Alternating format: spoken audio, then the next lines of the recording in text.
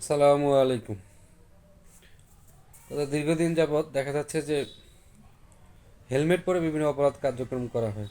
খুন থেকে রাহাজানি, ছিনতাই, মারামারি, কাটাকাটি, মিছিলে আসে হেলমেট পরে আসে মারামারি করা। তারপরে হচ্ছে বিভিন্ন মোটরসাইকেল চালিয়ে হেলমেট পরে পলায়ন করা। তো এটা আমাদের খুব দ্রুত বৃদ্ধি পাচ্ছে। তো আমাদের আইন শৃঙ্খলা পরিস্থিতি আরও সঠিক করার জন্য আমার কাছে মনে হচ্ছে আগামী নির্বাচন পর্যন্ত সরকারের যেসব ফেস লক হেলমেট আছে এসব নিষিদ্ধ করা উচিত।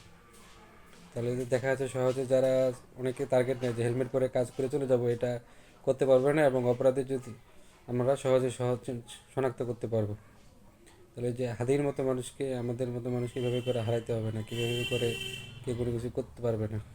আসসালামু আলাইকুম। এটা খুব জরুরি যে ফেস লক করা হেলমেট সরকার নিষিদ্ধ করা। আগামী নির্বাচন পর্যন্ত অবশ্যই এটা করা উচিত। আসসালামু আলাইকুম।